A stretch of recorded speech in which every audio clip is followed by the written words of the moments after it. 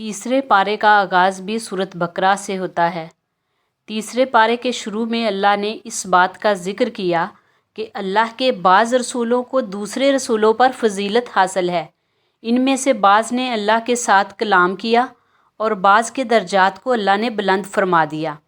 اور یہ بات بالکل واضح ہے کہ تمام رسولوں میں سب سے زیادہ بلند مقام ہمارے نبی حضرت محمد صلی اللہ علیہ وآلہ وسلم کا ہے۔ اس پارے میں آیت الکرسی ہے جو قرآن مجید کی سب سے افضل آیت ہے۔ آیت الکرسی کی تلاوت کرنے والے کو اللہ تعالیٰ شیاطین کے حملوں سے محفوظ فرما لیتے ہیں۔ تیسرے پارے میں اللہ تبارک و تعالیٰ نے بہت سے اہم واقعات بھی بیان کیے ہیں۔ پہلا واقعہ جناب ابراہیم علیہ السلام کا دربار نمرود میں اس کے ساتھ اللہ کی ذات کے بارے میں مناظرانہ مکالمے کا ہے۔ جس وقت ابراہیم علیہ السلام دربار نمرود میں جا کر اللہ کی توحید کی تبلیغ کرتے ہیں تو ابراہیم علیہ السلام اللہ تعالیٰ کی ذات کے بارے میں کہتے ہیں، میرا پروردگار زندہ بھی کرتا ہے اور مارتا بھی ہے۔ جواب میں نمرود کہتا ہے کہ میں بھی مارتا ہوں اور زندہ کرتا ہوں۔ اس ظالم نے ایک مجرم کو آزاد کر دیا اور ایک بے گناہ کو موت کے گھاٹ اتار دیا۔ سیدنا ابراہیم علیہ السلام اس کے مکر کو دیکھ کر کہتے ہیں کہ بے شک اللہ تعالیٰ سورج کو مشرق سے لے کر آتا ہے، پس تو اس کو مغرب سے لے کر آ۔ یہ بات سن کر نمرود کے لبوں پر چپ کی مہر لگ گئی، اس لیے کہ وہ جانتا تھا کہ اس کے مطالبے کو پورا کرنا ناممکن ہے۔ تیسرے پارے میں اللہ تعالیٰ نے حضرت عزیر علیہ السلام کے اس واقعے کا بھی ذکر کیا کہ وہ ایک اجڑی ہوئی بستی کے پاس سے گزرے اور کہا، یہ بستی کیسے دوبارہ زندہ ہوگی؟ اللہ تعالیٰ نے عزیر علیہ السلام کو 100 برس کے لیے سلا دیا اور پھر ان کو دوبارہ زندہ کر دیا۔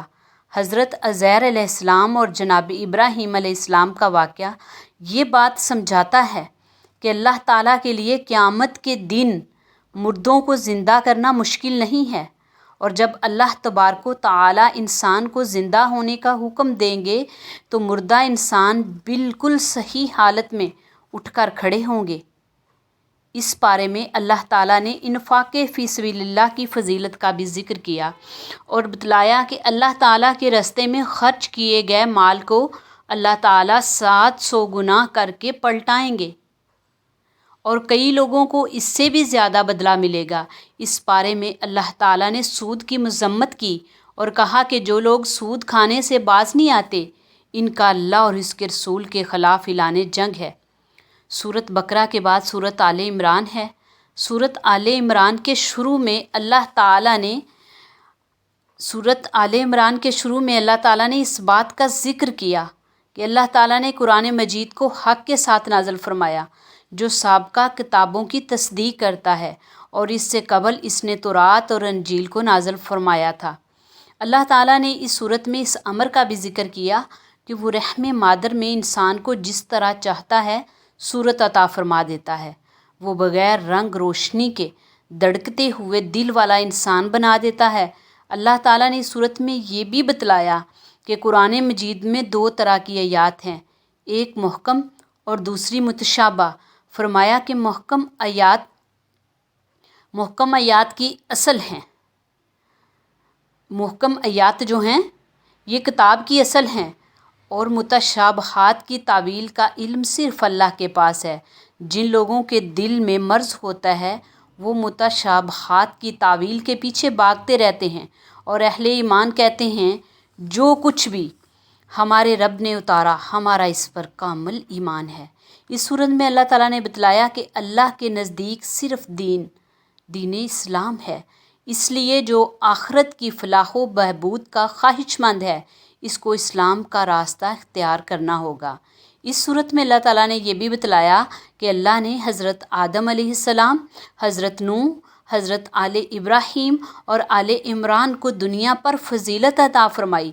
سورۃ آل عمران میں اللہ تعالیٰ نے جناب عمران کی اہلیہ کا ذکر کیا ہے کہ انہوں نے منت مانی کہ وہ اپنے نوزیدہ بچے کو اللہ تعالیٰ کے لیے وقف کر دیں گی۔ آپ کے یہاں پر بچے کی بجائے بچی کی ولادت ہوئی، جناب حضرت عمران کی اہلیہ نے اپنی منت کو بچی ہونے کے باوجود پورا کیا اور آپ کا نام مریم علیہ السلام رکھ کر آپ کو جناب زکریہ علیہ السلام کی کفالت میں دے دیا۔ اللہ تعالیٰ نے جناب مریم کو اپنی بارگاہ میں قبول فرما لیا اور آپ کے بچپن سے لے کر جوانی تک کے تمام ایام اللہ کی بندگی میں صرف ہوتے رہے، یہاں تک کہ بارگاہ الہی سے آپ کے لیے یہ کرامت بھی ظاہر ہوئی کہ آپ کے پاس بے موسمی پھل ہوتے۔ حضرت زکریہ علیہ السلام جو مریم علیہ السلام کے خالو بھی تھے، ایک دن اس محراب میں داخل ہوئے جہاں سیدہ مریم علیہ السلام عبادت میں مشغول رہتی تھی۔ انہوں نے سیدہ مریم سے پوچھا کہ آپ کے پاس یہ بے موسم کے پھل کہاں سے آتے ہیں؟ کہا اللہ کی طرف سے آتے ہیں، وہ جس کو چاہتا ہے بے حساب رزق دیتا ہے۔ حضرت زکریہ علیہ السلام بے اولاد تھے اور آپ کی بیوی بانجھ تھی۔ سیدہ مریم کے پاس بے موسم کے پھل دیکھ کر جناب زکریہ علیہ السلام بھی رحمت الہی سے پر امید ہو گئے اور آپ نے دعا مانگی، اے میرے پروردگار، مجھے بھی اپنی طرف سے پاک اولاد عطا فرما۔ حضرت زکریہ علیہ السلام محراب میں نماز ادا فرما رہے تھے کہ فرشتے نے آپ کو پکار کر کہا، اے زکریہ، آپ کو اللہ تعالیٰ کی طرف سے یحییٰ نامی پارسا اور سردار بیٹے کی بشارت ہو۔ حضرت زکریہ علیہ السلام اس کے بعد 3 دن تک خلوت نشین ہو کر اللہ کے ذکر اور تسبیح میں مشغول رہے۔ اس کے بعد اللہ تعالیٰ نے جناب مریم کے ہاں سیدنا عیسیٰ علیہ السلام کی معجزاتی ولادت کا ذکر کیا۔ سیدہ مریم کا دل اس بات کو قبول نہیں کر رہا تھا کہ اللہ تعالیٰ نے ان کو بنا شوہر کے ایک بیٹا عطا کیا جو اللہ کے حکم سے کوڑ اور برس کے مریضوں پر ہاتھ پھیرتے تو وہ شفا یاب ہو جاتے۔ حضرت عیسیٰ علیہ السلام بنی اسرائیل کے لوگوں کو اللہ کے حکم سے گھر میں کھائے جانے اور باقی رہ جانے والے کھانے کی خبر بھی دیتے تھے۔ حضرت عیسیٰ علیہ السلام کی معجزاتی پیدائش کی وجہ سے عیسائی ان کو اللہ کا بیٹا قرار دینے لگے۔ اس پر اللہ تعالیٰ نے فرمایا کہ بے شک عیسیٰ کی مثال اللہ کے نزدیک آدم جیسی ہے، جن کو اللہ نے بن باپ اور بن ماں کے مٹی سے پیدا کیا اور کہا ہو جا تو وہ ہو گئے۔ اس صورت میں اللہ نے یہ بھی بتلایا کہ کفار حضرت عیسیٰ علیہ السلام کی جان کے در پہ تھے۔ اللہ نے حضرت عیسیٰ علیہ السلام کو بشارت دی کہ میں آپ کو زندہ اٹھا لوں گا اور کفار آپ کا بال بھی بیگا نہیں کر سکیں گے۔ تیسرے پارے میں اللہ تعالیٰ نے عالم ارواح میں رسول اکرم صلی اللہ علیہ وآلہ وسلم کے مقام کا بھی ذکر کیا کہ عالم ارواح میں اللہ نے انبیاء کرام کی روحوں سے اس بات کا عہد لیا کہ اگر ان کی زندگی میں حضرت محمد صلی اللہ علیہ وآلہ وسلم آ جائیں تو پھر ان پر ایمان لانا اور ان کی حمایت کرنا گروہ انبیاء پر لازم ہوگا۔ اس پارے کے آخر میں اللہ تعالیٰ نے اس بات کا بھی ذکر کیا کہ کفر پر مرنے والے اگر زمین کی مقدار کے برابر سونا لے کر آئیں تو اللہ تعالیٰ اس سونے کے بدلے بھی انہیں معاف نہیں کرے گا اور ان کے لیے دردناک عذاب ہوگا۔